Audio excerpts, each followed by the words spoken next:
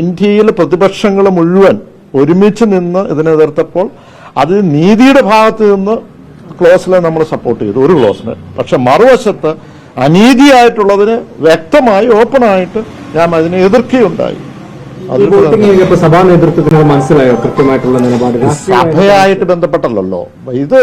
അവിടെ മുനമ്പത്തിലെ പല സമുദായങ്ങളുണ്ട്. അവിടെ നീതിയുടെ ഭാഗത്ത് ഇപ്പോൾ കടൽ ഖനനവുമായി ബന്ധപ്പെട്ട്, മണൽ ഖനനവുമായി ബന്ധപ്പെട്ട്, അതുമായി ബന്ധപ്പെട്ട് ഇപ്പോൾ താങ്കൾ പറഞ്ഞ പോലെ ഞങ്ങളുടെ യാത്ര തുടങ്ങുകയാണ്. അവിടെ ഇപ്പോൾ ഇതുമായി ബന്ധപ്പെട്ടുള്ള ഏറ്റവും ആദ്യമേ ഒരു വർഷക്കാലം മുമ്പ് ഈ വിഷയം അവതരിപ്പിച്ചത്, ഒരു വർഷക്കാലം ബ്ലൂ എക്കോണമിയുടെ ഈ നിയമവുമായി ബന്ധപ്പെട്ട് വന്നു കഴിഞ്ഞപ്പോൾ പാർലമെന്റ് അവതരിപ്പിച്ചതാണ്. അന്ന് സീ റൈറ്റ് കൊടുക്കണമെന്നാണ് പറഞ്ഞത്. സീ റൈറ്റ് എന്ന് പറഞ്ഞ കടലിന്റെ മക്ക കടലവകാശം. നമസ്കാരം. വഖഫ് നിയമ ഭേദഗതി ബില്ലിൽ അനുകൂലിച്ചും പ്രതികൂലിച്ചും ഒളിഞ്ഞും തെളിഞ്ഞും അവിടെ ഇവിടെയും തൊടാതെയും തൊട്ടും കേരള കോൺഗ്രസിന്റെ നേതാവായ ജോസ് കെ മാണി ഇപ്പോൾ അഭിപ്രായം പറഞ്ഞിരിക്കുന്നു. മാധ്യമങ്ങളെ കണ്ടപ്പോഴാണ് വഖഫ് നിയമ ഭേദഗതി ബില്ലിനെ കുറിച്ച് കെ എം മാണിയുടെ മകനായ ജോസ് കെ മാണി തന്റെ അഭിപ്രായം തുറന്നു പറഞ്ഞിരിക്കുന്നത്. വഖഫ് നിയമ ഭേദഗതി കൊണ്ട് മുനമ്പം വിഷയത്തിൽ യാതൊരു തരത്തിലുള്ള മാറ്റങ്ങളും ഉണ്ടാകാൻ പോകുന്നില്ല, അവിടെ യാതൊരു തരത്തിലുള്ള ഒത്തുതീർപ്പുകളും ഈ ഒരു നിയമ ഭേദഗതി കൊണ്ട് ഉണ്ടാകാൻ സാധിക്കുന്നില്ല എന്ന് തന്നെയാണ് ജോസ് കെ മാണി തുറന്നടിച്ചത്. മുനമ്പത്ത് വിഷയം രാഷ്ട്രീയപരമായി തന്നെ എളുപ്പം സാധിച്ചെടുക്കാവുന്ന കാര്യം തന്നെയാണ്. താൻ പാർലമെന്റിൽ നേരത്തെ ഈ വിഷയം ഉന്നയിച്ചിട്ടുള്ളതാണ്, ഒരു വർഷം മുൻപേ താനത് ഉന്നയിച്ചിട്ടുള്ളതായിരുന്നു എന്നാണ് ജോസ് കെ മാണി പറഞ്ഞത്. മുനമ്പം തീരദേശ നിവാസികളെ അവർക്ക് സീ റൈറ്റ് പ്രകാരം കടലിൻ്റെ മക്കളായി അവരെ പ്രഖ്യാപിക്കണം, അവരുടെ അധിവാസ ഭൂമിയിൽ നിന്നും അവർ കുടിയിറക്കപ്പെടരുത് എന്ന് തന്നെയാണ് താൻ അന്നും പാർലമെന്റിൽ പറഞ്ഞിട്ടുള്ളത് എന്നാണ് ജോസ് കെ മാണി തുറന്നടിച്ചത്. എന്നാൽ ഇപ്പോൾ മുനമ്പത്ത് നടക്കുന്നത് രാഷ്ട്രീയ ആഭാസമാണ് എന്നുകൂടി തന്നെയാണ്, അല്ലെങ്കിൽ രാഷ്ട്രീയ ലക്ഷ്യത്തോടു കൂടി തന്നെയുള്ള കാര്യങ്ങളാണ് അവിടെ നടക്കുന്നത് എന്നുകൂടി ജോസ് കെ മാണി പറഞ്ഞു വയ്ക്കുമ്പോൾ BJP സർക്കാർ കൊണ്ടുവന്ന വഖഫ് നിയമ ഭേദഗതി ബില്ലിനെ അനുകൂലിച്ചോ പ്രതികൂലിച്ചോ പറയുവാൻ ജോസ് കെ മാണി മെനക്കെടുന്നില്ല. കാരണം നാളെ ഒരുപക്ഷെ BJP പാളയത്തിലേക്ക് ജോസ് കെ മാണിക്ക് ചെന്ന് ചേരേണ്ടി വന്നു കഴിഞ്ഞാൽ ഇത്തരം പരാമർശങ്ങൾ അന്ന് വിനയായി തീരാതിരിക്കുവാൻ വേണ്ടി വളരെ കരുതലോടു കൂടി തന്നെയാണ് അദ്ദേഹം തൊട്ടും തൊടാതെയും തല്ലിയും തലോടിയും എന്ന മട്ടിൽ ചില അഭിപ്രായങ്ങൾ പറഞ്ഞത്. വഖഫ് നിയമ ഭേദഗതി കൊണ്ട് ഒരു സ്ഥലത്ത് നിന്നും നമ്മൾ കുടിയിറക്കപ്പെടുമ്പോൾ അതിനെ ചോദ്യം ചെയ്യാനുള്ളൊരു അവകാശം ഈ ഭേദഗതി കൊണ്ടുണ്ടായിട്ടുണ്ടെങ്കിൽ അത് നല്ല കാര്യം തന്നെയാണ്. എന്നാൽ അതുകൊണ്ട് അതിനെ ഞങ്ങൾ അനുകൂലിക്കുന്നു. എന്നാൽ വഖഫ് നിയമപ്രകാരം അത്തരം വഖഫ് ബോർഡിൽ ജോലി ചെയ്യേണ്ട ആളുകൾ, മുസ്ലിങ്ങൾ അല്ലാത്ത ആളുകൾ, അമുസ്ലിങ്ങൾ അവിടെ വരാൻ പാടില്ല എന്നുള്ളത് ഞങ്ങൾ ഒരു കാരണവശാലും അക്കാര്യത്തിൽ ഞങ്ങൾ യോജിക്കില്ല. മുസ്ലിങ്ങൾ തന്നെ ആയിരിക്കണം വഖഫ് ബോർഡിൻ്റെ തീരുമാനങ്ങളിൽ അല്ലെങ്കിൽ അതിൻ്റെ തലപ്പത്തിരിക്കേണ്ടത് എന്ന് തന്നെയാണ് ഞങ്ങളുടെ രാഷ്ട്രീയപരമായ അഭിപ്രായം എന്നുകൂടി ജോസ് കെ മാണി എടുത്തു പറയുകയുണ്ടായി. അതായത് നാളെ ഒരിക്കൽ BJP ക്യാമ്പിലേക്ക് ചേക്കേറേണ്ടി വരികയാണെങ്കിൽ താൻ ഇന്ന് പ്രകടിപ്പിക്കുന്ന അഭിപ്രായ പ്രകടനങ്ങൾ തനിക്ക് കോടാലിയായി വരാതിരിക്കുവാൻ വേണ്ടി ജോസ് കെ മാണി ഒരു മുഴം നീട്ടി തന്നെയാണ് പറഞ്ഞിരിക്കുന്നത്.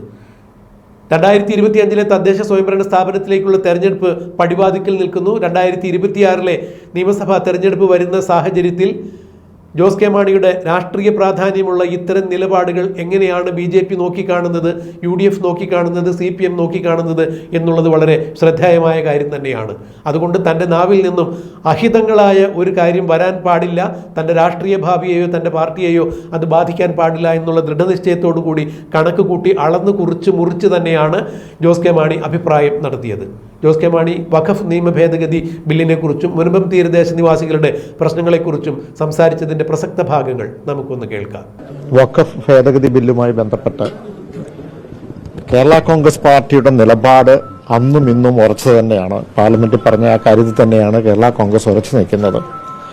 അതിനകത്ത് കേരള കോൺഗ്രസ് പാർട്ടി അന്ന് ആ ചർച്ചയ്ക്ക് വന്നപ്പോൾ കൃത്യമായി ചില ക്ലോസുകൾ നമ്മൾ പിന്താങ്ങി, ചില ക്ലോസുകൾ നമ്മൾ എതിർക്കുകയുണ്ടായി.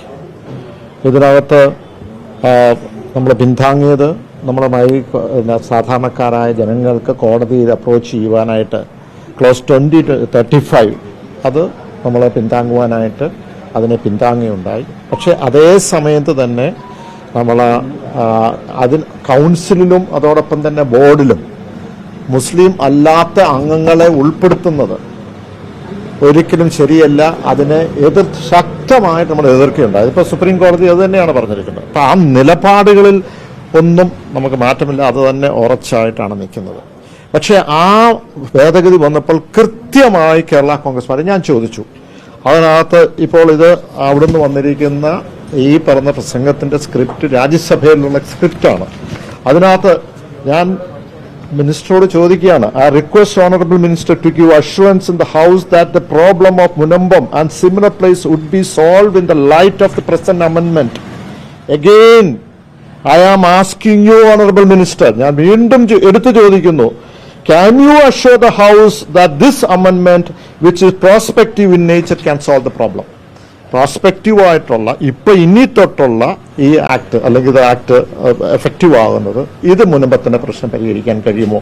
വീണ്ടും ഞാൻ ആവർത്തിച്ച് ചോദിച്ചു. അവസാനം ഞാൻ നിർത്തുമ്പോൾ വീണ്ടും ഇതിനകത്ത് അവസാനത്തെ ഭാഗം വീണ്ടും ചോദിക്കുകയാണ്.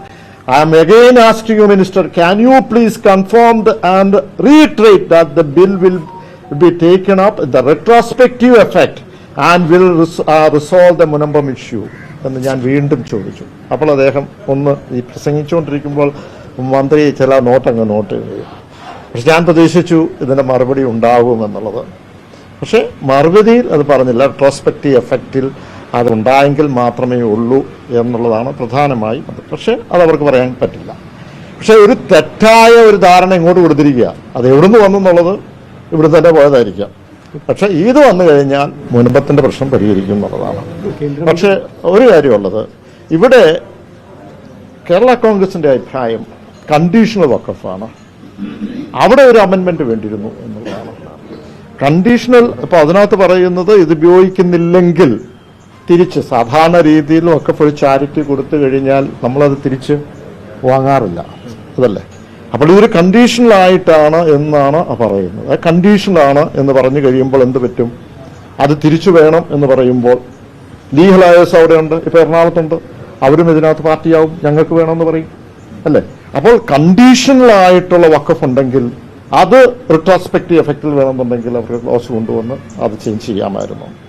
എന്താകട്ടെ, നമുക്കറിയാം ഈ ഭൂപരിഷ്കരണ നിയമം വന്നു കഴിഞ്ഞപ്പോൾ അവിടെ ഉണ്ടായത് 10,000 ബോണഫൈഡ് പർച്ചേസർ ഉണ്ടായിരുന്നു. ആത്മാർത്ഥമായി മേടിച്ചതാണ്, മിച്ചഭൂമിയാണെന്ന് അറിയില്ല. വലിയ കുഴപ്പത്തിലേക്ക് നമ്മുടെ കേരള സമൂഹം പോയി. ആ സാധാരണക്കാരായ 1 ഏക്കർ 50 സെന്റ് മേടിച്ച ആളുകൾ, കർഷകർ വലിയ ബുദ്ധിമുട്ടിലായി. അവരുടെ സ്ഥലം നഷ്ടപ്പെടുന്ന രീതിയിലായി. 2005 അന്നത്തെ റവന്യൂ മന്ത്രി ഈ ഭൂപരിഷ്കരണ നിയമത്തിൽ 7E പ്രകാരം ഒരു ഭേദഗതി കൊണ്ടുവന്നു. ആ ഭേദഗതി കൊണ്ടുവന്നപ്പോൾ അതിനകത്ത് അവിടെയുള്ള മുഴുവൻ ഇങ്ങനെ വാങ്ങി ബോണഫൈഡ് ആയിട്ട് പർച്ചേസ് ചെയ്ത മുഴുവൻ കർഷകർക്കും അവർക്ക് റെഗുലറൈസ് ചെയ്ത് കൊടുക്കാൻ കഴിഞ്ഞു. അപ്പോൾ അതേ സമാനമായി അങ്ങനെ ഒരു കേന്ദ്രത്തിൽ അങ്ങനെ ഒരു അമെൻമെന്റിലേക്ക് എങ്ങാനും പോയെങ്കിൽ മാത്രമേ ഉള്ളൂ നമുക്ക് ഇതിനൊരു പരിഹാരം കാണുവാൻ കഴിയൂ. നമുക്ക് ഈ പറയുന്ന നീതി ഉണ്ടാകണമെന്നുള്ളത് മുൻപത്തുള്ള അവിടെയുള്ള സാധാരണക്കാരായ ജനങ്ങൾക്ക് അവർക്ക് നീതി ലഭിക്കണം. അതാണ് കേരള കോൺഗ്രസ് പാർട്ടിയുടെ നിലപാട്. ഏതെങ്കിലും സമുദായത്തിന് എതിരൊന്നുമല്ല.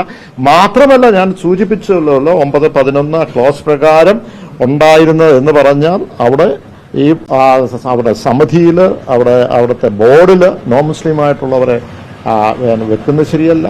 പക്ഷെ ഇതേ സമയത്ത് തന്നെ നമ്മൾ ഒരു പ്രധാനപ്പെട്ട കാര്യം പറഞ്ഞു, അത് 2035 ക്ലോസ് പ്രകാരം കോടതിയിലേക്ക് പോകാൻ. മറ്റേത് ഫൈനലായിരുന്നു ബോർഡിന്റെ തീരുമാനം, പക്ഷെ കോടതിയിലേക്ക് പോകാൻ അതൊരു നീതിയുടെ ഭാഗമാണ്, ഒരു കോൺസ്റ്റിറ്റ്യൂഷണൽ റൈറ്റ് ആണ്. അതാണ് നമ്മൾ റവന്യൂ പ്രശ്നമാണ്. അതുകൊണ്ട് സംസ്ഥാന സർക്കാർ ഇല്ലാത്ത പ്രശ്നത്തിൽ പരിഹാരം കാണണമെന്ന് അദ്ദേഹം അല്ല ഇവിടെ വന്നിട്ട് പറഞ്ഞതും ഇത് ഈ പറയുന്നത് അവിടെ വഖഫാന്നാണല്ലോ പറയുന്നത്.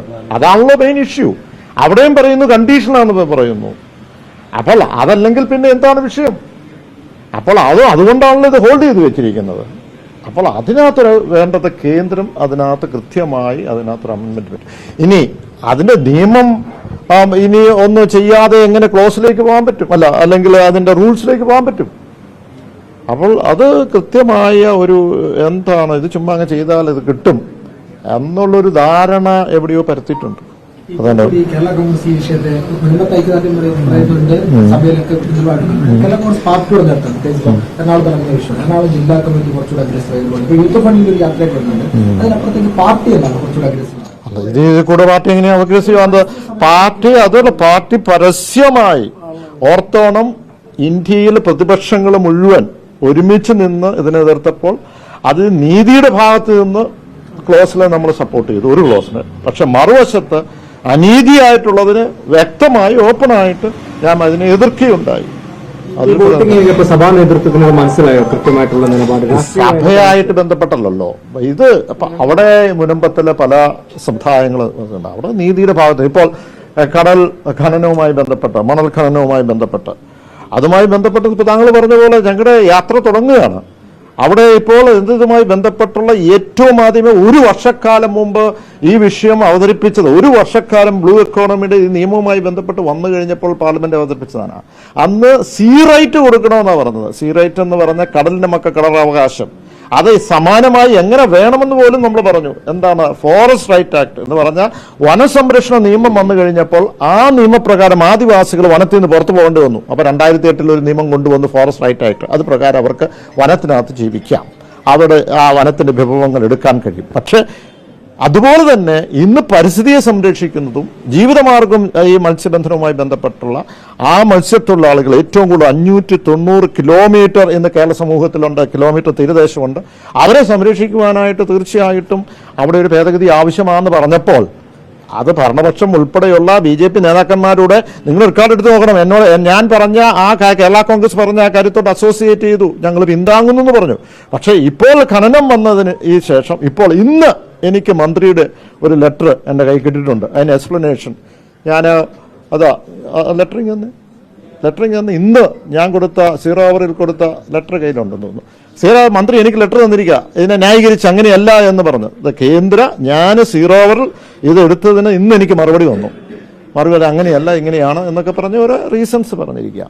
അപ്പോൾ ഈ വിഷയത്തിലും നമ്മളെ സംബന്ധിച്ചിടത്തോളം ഇപ്പോൾ പരിസ്ഥിതിയെ ഏറ്റവും പ്രശ്നം എന്ന് പറഞ്ഞാൽ പരിസ്ഥിതി എന്ന് പറഞ്ഞ് കടലുമായി ബന്ധപ്പെട്ട ചൂട് കൂടുന്നു വെക്കുക. പക്ഷേ ആ പരിസ്ഥിതിയെ സംരക്ഷിക്കാൻ ആരും ഇപ്പോൾ ഒന്നും വാ വിളിക്കുന്നില്ല.